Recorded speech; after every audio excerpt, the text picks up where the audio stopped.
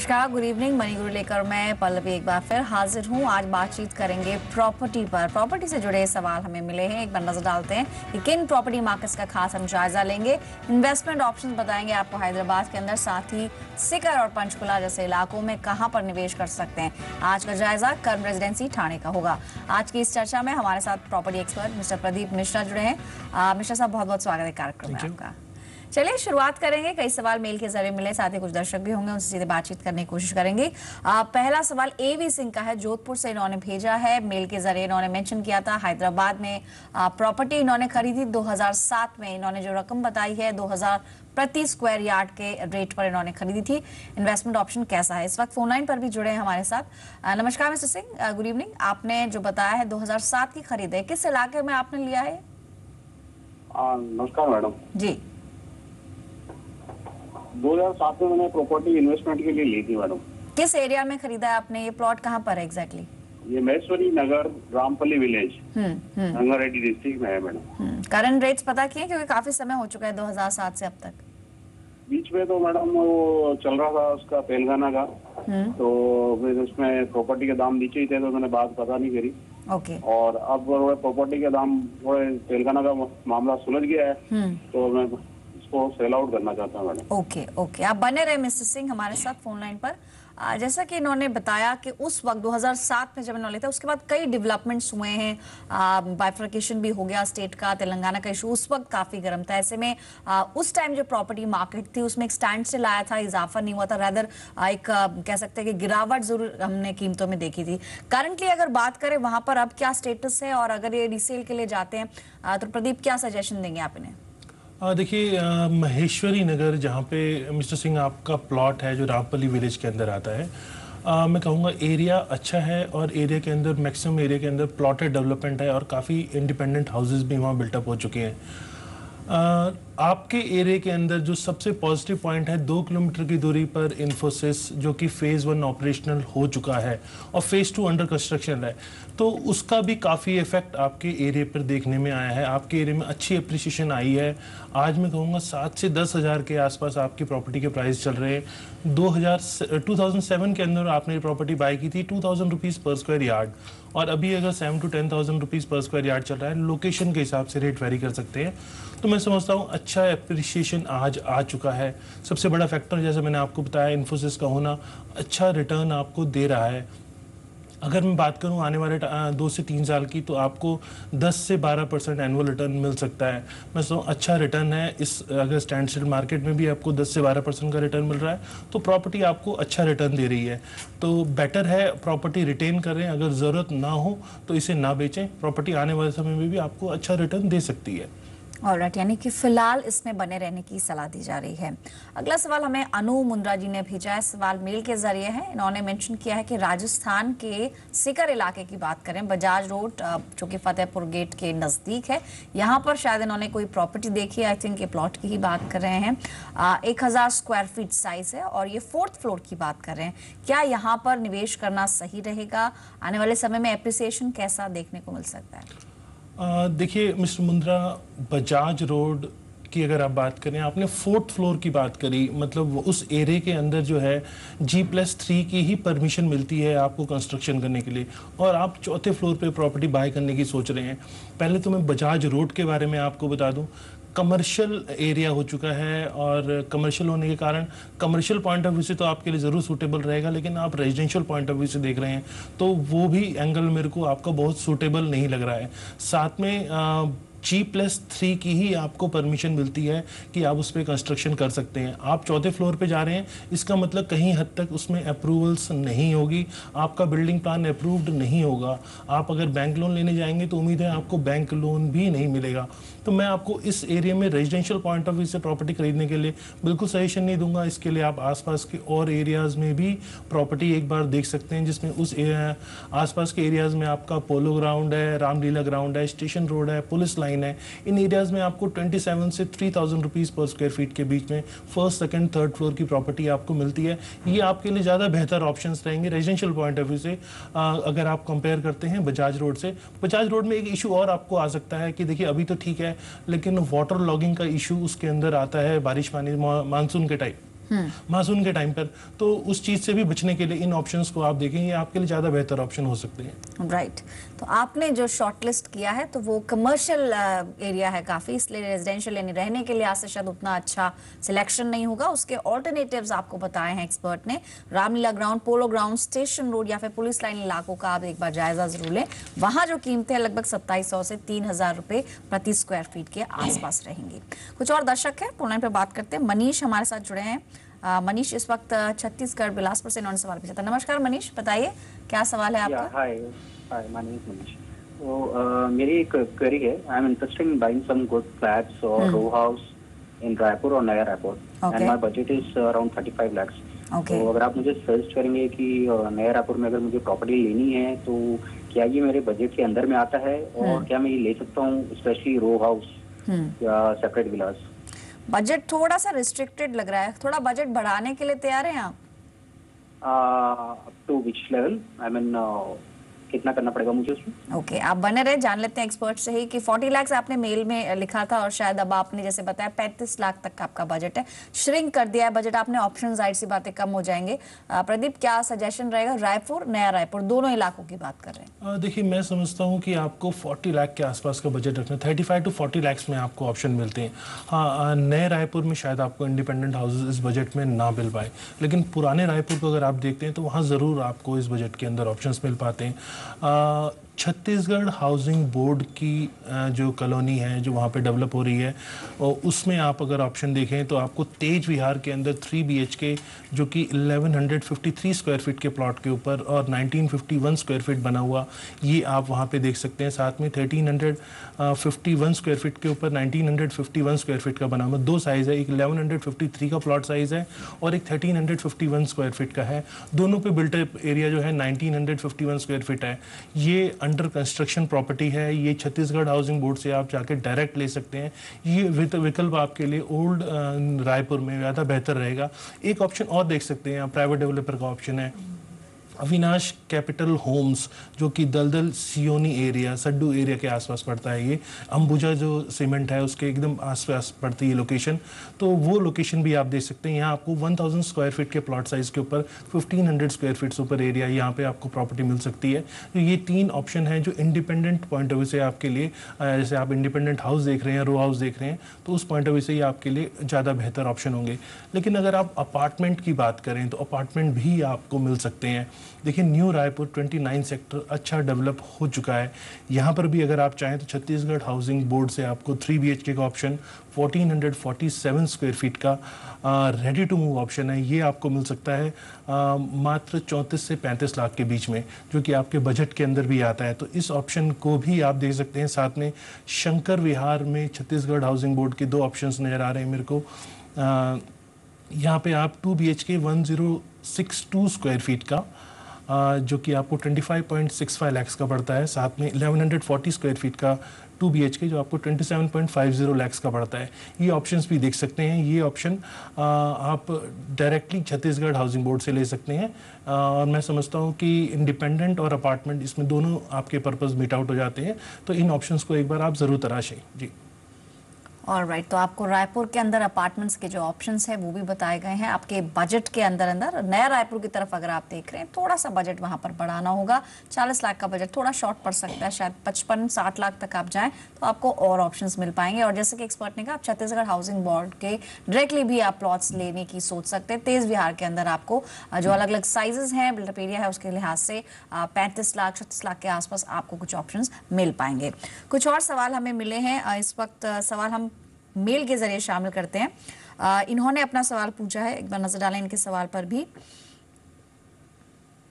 सवाल हमें भेजा है अजय गोयल ने। इन्होंने मेल के जरिए पूछा है कि सेक्टर 30 पिंजौर इलाके के अंदर, जो कि पंचकुला डिस्ट्रिक्ट में आता है, यहाँ पर निवेश करना कैसा रहेगा? जो करंट रेट्स हैं उसके बारे में भी जानना चाह रहे हैं, और आने वाले नेक्स्ट 3 years में प्रॉब्ली कैसा अप्रिसिएशन एक्सपेक्ट कर सकते हैं? क्या यहाँ पर एंट्री लें या नहीं? क्या सजेशन देंगे? देखिए, आपकी लोकेशन जो है, जहाँ आपने सेक्टर 30 की बात करी, ये पंचकुला से 7 किलोमीटर्स की लोकेशन है। 10 मरले का प्लॉट यहाँ पे जो 50,72,000 में करीब 1 साल पहले अथॉरिटी ने अलॉट किया था, उसके ऊपर अभी आप प्रीमियम की बात करें तो रफली 3 to 4 लाख रुपीस का प्रीमियम चल रहा है। मतलब 21 से 22 हज़ार रुपये पर स्क्वायर यार्ड के आसपास आपको प्रॉपर्टी आज अवेलेबल हो जाती है। 2 से 3 लाख का एप्रिसिएशन, 3 लाख के आसपास का जो एप्रिसिएशन आप देख रहे हैं ये पिछले 1 साल के अंदर है। इस एरिया की अगर हम बात करें तो ये मेन कालका शिमला जो रोड है उसके ऊपर सेक्टर पड़ता है ये, और एक मास्टर प्लान के हिसाब से 4 लेन रोड जो है पंचकुला कालका बद्दी रोड, ये भी इसमें आने वाले टाइम में फ्यूचर में कनेक्ट हो सकती है। इन सभी के बावजूद इस एरिया की अगर हम एप्रिसिएशन के ऊपर आते हैं तो एप्रिसिएशन मेरे को आने वाले टाइम में बहुत अच्छा नज़र नहीं आ रहा। जैसा आपने जानना चाहा कि इन्वेस्टमेंट पॉइंट ऑफ व्यू से कैसा रहेगा, देखिए मेरे को आने वाले 3 साल में भी यहाँ 5% एनुअल रिटर्न नज़र आ रहा है, जो कि इन्वेस्टमेंट पॉइंट ऑफ व्यू से बहुत अच्छा लिक्रेटिव रिटर्न नहीं है। तो बेटर है अगर आप रहने के लिए ले रहे हैं तो ज़रूर ठीक है आपके लिए प्रॉपर्टी, इन्वेस्टमेंट के लिहाज से बहुत अच्छा रिटर्न ये लोकेशन आपको नहीं देगी जी। ऑलराइट, तो आपको बता दिया गया कि प्रॉपर्टी मार्केट कैसी है, अगर आप एंट्री लेंगे तो क्या फ़ायदे हैं, क्या नुकसान है, एप्रिसिएशन कैसा है वहाँ पर।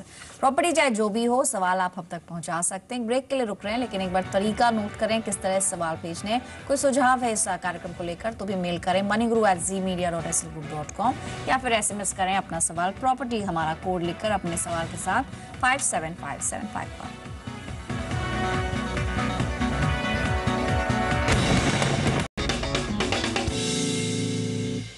वेलकम बैक, आप देख रहे हैं मनी गुरु। चर्चा आज प्रॉपर्टी पर हो रही है। आप हमारे साथ प्रदीप मिश्रा आज के एक्सपर्ट मौजूद हैं। इस वक्त फोन लाइन पर नरेंद्र वर्मा है। इन्होंने सवाल हमें भेजा था छत्तीसगढ़ हाउसिंग बोर्ड के एक फ्लैट के बारे में। काफी समय हो चुका है बुकिंग करे हुए। नमस्कार मिस्टर वर्मा, बताइए आपने पोजेशन कब मिलना था आपको? मैडम मुझे पोजीशन 2012 में मिलना था, लेकिन पोजीशन अभी मिला है। मिल गया पोजेशन आपको? हाँ, जून 2015 में मिला। ओके, इसी वर्ष। ऑलराइट, तो एक्सपर्ट से क्या पूछना चाह रहे हैं आप? मैम इसमें तो दो क्वेरीज थी मेरी। एक तो पीछे मेरे ओपन स्पेस दिया हुआ था जब हमने बुकिंग किया था फ्लैट घर जी, लेकिन अभी उसको क्या किया उन्होंने, प्लॉट निकाल दिया, उसको भी बेचना चाह रहे हैं वो लोग। ओके, तो क्या ये कर सकते हैं ये छत्तीसगढ़ हाउसिंग बोर्ड वाले ऐसा? ओके ठीक है। क्या इसके लिए पहले से आपको इन्फॉर्म नहीं किया गया था? नहीं मैडम, वो कुछ दिन पहले न्यूज़पेपर में ऐड आया कि वो ओपन लैंड जो था अभी उसमें प्लॉट कटिंग करके वो बेचना चाह रहे हैं। ओके ठीक है, आप बने रहे मिस्टर वर्मा हमारे साथ फोन लाइन पर। प्रदीप, जैसे क्योंकि मेल में इन्होंने लिखा था कि इन्हें पोजेशन नहीं मिला है, लेकिन जैसा इन्होंने अभी अपडेट किया कि पोजेशन अब इनको मिल गया है, लेकिन ये जो दूसरी समस्या है इसको कैसे सॉर्ट आउट करें हम? देखिए पोजीशन मिल गया है और अगर पोजीशन में डिले है, एक क्वेश्चन आपका ये बनता है। दूसरा क्वेश्चन है कि पीछे जो ओपन एरिया था वहाँ पे उसने प्लॉट कटिंग कर दी है छत्तीसगढ़ हाउसिंग बोर्ड ने। देखिए इन दोनों केस में आप कम्युनिकेशन कर सकते हैं छत्तीसगढ़ हाउसिंग बोर्ड को। देखिए हाउसिंग बोर्ड भी एक तरह से प्राइवेट डेवलपर है।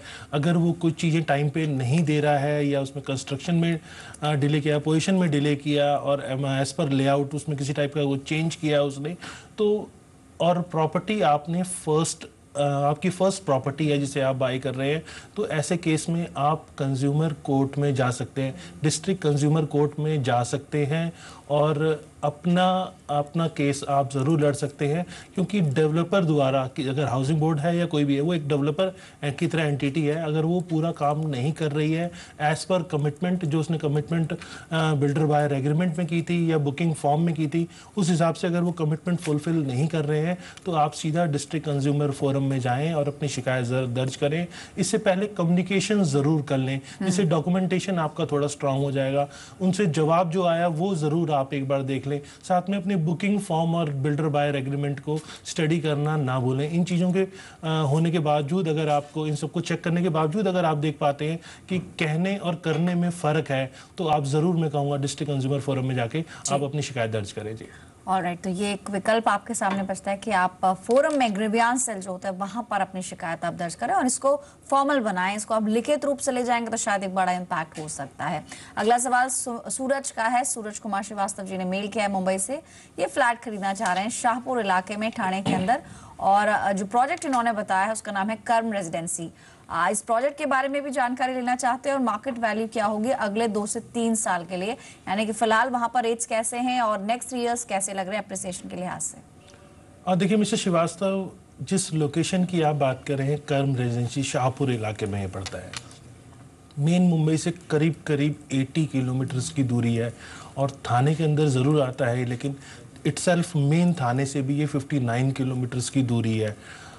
शाहपुर एक इंडस्ट्रियल सेक्टर है जहाँ पे आसपास का एरिया जो है इंडस्ट्रीज़ है। वहाँ पे मुंबई से बहुत ज़्यादा लोग इन्वेस्टमेंट के लिए वहाँ करने में इंटरेस्टेड नहीं होते हैं। हाँ, लेकिन ज़रूर जो शाहपुर इंडस्ट्रियल एरिया में काम करने वाले लोग हैं, वर्कर्स हैं, एग्जीक्यूटिव क्लास है, वो ज़रूर उस एरिया में इंटरेस्टेड रहता है। लेकिन अगर हम बात करें इन्वेस्टमेंट पॉइंट ऑफ व्यू से, तो आज एंट्री पॉइंट मेरे को वो बहुत अच्छा नज़र नहीं आ रहा है। उस एरिया में ऑलरेडी प्राइस अप्रिशिएट काफ़ी हो चुके हैं। इस टाइम पर एंट्री करना मेरे को लगता है कहीं हद तक ये सही नहीं है। उस एरिया के अंदर रिटर्न आप 2 से 3 साल के जो आसपास आप एक्सपेक्ट करते हैं, मुझे उसमें भी आने वाले टाइम में बहुत अच्छा रिटर्न आता नज़र नहीं आ रहा है। आज का टाइम काफ़ी ज़्यादा नेट से भी पब्लिक हो गई है, लोग काफ़ी ज़्यादा नेट पे रिसर्च करते हैं। जो उस प्रॉपर्टी की आप बात कर रहे हैं, उस प्रॉपर्टी को नेट पे सर्च करना ना भूलें। नेट पे आपको ऐसे और लोग जिन्होंने प्रॉपर्टी बाय की है, डेवलपर के पुराने कस्टमर्स भी आपको कई बार नेट पे मिलते हैं, उनसे भी आप एक बार संपर्क में आकर डेवलपर का ट्रैक चेक कर सकते हैं। देखिए, इन्वेस्टमेंट पॉइंट ऑफ व्यू से मुझे रिटर्न आने वाले टाइम में 2 से 3 साल से नज़र नहीं आ रहा। हाँ, अगर रहने के पॉइंट ऑफ व्यू से आप देख रहे हैं और लोकेशन से आप कन्विंस्ड हैं तो आप ज़रूर प्रॉपर्टी ले सकते हैं, लेकिन रिटर्न अगर पॉइंट ऑफ व्यू आपका ROI आपको बेस्ट उस एरिया में नहीं मिल पाएगी। जी, तो चलिए, थाने के अंदर जो आपने शॉर्टलिस्ट किया है इलाका, वहां पर निवेश करना है नहीं, एक्सपर्ट ने इस पर राय दी है, लेकिन खुद भी आप प्रॉपर्टी का जायजा लें और पता करें कि फिलहाल वहां पर स्थिति कैसी है। इस वक्त फोन लाइन पर हमारे साथ डॉक्टर राजेश सिंह जुड़े हैं वाराणसी से। नमस्कार डॉक्टर साहब, बताइए क्या सवाल है आपका। नमस्कार मैडम जी बताएं। हाँ, मेरा सवाल है कि मैंने LDA में एक फ्लैट के लिए 1 लाख रुपए 2010 में मैंने रजिस्ट्रेशन कराया था और मैंने 2-3 महीने के अंदर ही उनका जो है 20 लाख जो था वो पूरा कर दिया था। ठीक है। इन्फ्लेशन और पार्किंग चार्जेज और ये सब कास्ट इंक्रीज लेकर 26 लाख में 2015 में जनवरी में रजिस्ट्री हुई है। डॉक्टर राजेश, आपने डाउन पेमेंट पे लिया था क्या? हाँ, ये प्रॉपर्टी आपने डाउन पेमेंट पे ली थी? नहीं, हमने जो है पूरा पेमेंट दे दिया था। नहीं, आपका कंस्ट्रक्शन लिंक प्लान होना चाहिए था ना। आपने अपफ्रंट अगर पेमेंट कर दी सेम 2010 के अंदर ही दिसंबर में, तो क्या ये डाउन पेमेंट प्लान आपने ऑप्ट किया था? कोई किसी प्रकार का रिबेट मिला आपको? नहीं, 1 टाइम पेमेंट करने में 5% का डिस्काउंट उसमें था। ठीक है। और सर्कुलेट अब 31 लाख के आसपास स्टैम्प ड्यूटी देनी पड़ी है 31 लाख पे। तो इस साल के उसमें इनकम टैक्स में क्या मुझे जो मार्जिन है 26 और 31 के बीच में, तो उससे टैक्स देना पड़ेगा या नहीं? मुझे जानना चाहिए। देखिए, अभी किसी टाइप की टैक्स इम्प्लीकेशन आपके ऊपर नहीं है। आपने स्टैम्प ड्यूटी ज़रूर सर्कल रेट पे दिया। दोनों इनकम टैक्स और स्टैम्प ड्यूटी दोनों डिफरेंट हैं, दोनों को मिक्स मत कीजिए। देखिए, आपकी बाइंग जो है, जैसा आपने बताया 26 लाख की आपकी बाइंग है और आपने स्टैम्प ड्यूटी 31.50 लाख के ऊपर पे किया है, जो कि 2,21,000 के आसपास आपने पे किया है। आपकी जो स्टैम्प ड्यूटी है वो इसीलिए है क्योंकि उस टाइम पे करंट सर्कल रेट के हिसाब से अथॉरिटी ने आपसे चार्ज किया गया। लेकिन इनकम टैक्स एप्लीकेशन, किसी टाइप का कैपिटल गेन, वो आप पे इसीलिए एप्लीकेबल नहीं होता क्योंकि कन्वेंस डीड में कहीं हद तक आपकी प्रॉपर्टी की वैल्यू 26 लाख ही मेंशन होगी। कल को अगर आप फ्यूचर में इसे बेचने के लिए भी जाते हैं, फ्यूचर में 2 साल 3 साल के बाद भी अगर आप इसे बेचने का प्लान करते हैं, तो भी आपकी प्रॉपर्टी कॉस्ट, आपकी बाइंग कॉस्ट जो है वो 26 लाख प्लस स्टैम्प ड्यूटी और इनकर्ड एक्सपेंसेस अगर आपने उस प्रॉपर्टी को रिट्रीव करने के लिए लिया है, जैसे ब्रोकरेज वगैरह है, वो आपकी बाइंग कॉस्ट टोटल आएगी। और बाइंग कॉस्ट आपकी किसी प्रकार की कोई भी इजाफा नहीं होगा। आपको किसी टाइप के डिफरेंस पे किसी भी टाइप का कोई टैक्स अभी नहीं पे करना है। जी चलिए, तो उम्मीद है कि आपको एक्सपर्ट की तरफ से एडवाइस जो मिली है कुछ काम की आपको लगी होगी। फिलहाल इतने ही सवाल आज हम शामिल कर रहे हैं। शुक्रिया मिस्टर मिश्रा कीमती समय देने के लिए और प्रॉपर्टी के सवालों को बड़ी ही बारीकी से हमारे दर्शकों तक पहुंचाने के लिए। फिलहाल सवाल इतने ही, लेकिन तरीका याद दिलाएं, आप हमें मेल या SMS कर सकते हैं। आप हमें मेल करें moneyguru@zmedia.slgroup.com पर, या फिर SMS करने के लिए प्रॉपर्टी हमारा कोड लिखकर अपना सवाल भेजें 57575 पर। तो फिलहाल मनी गुरु में इतना है, लेकिन जी बिजनेस पर खबरों का सिलसिला लगातार जारी है। नमस्कार।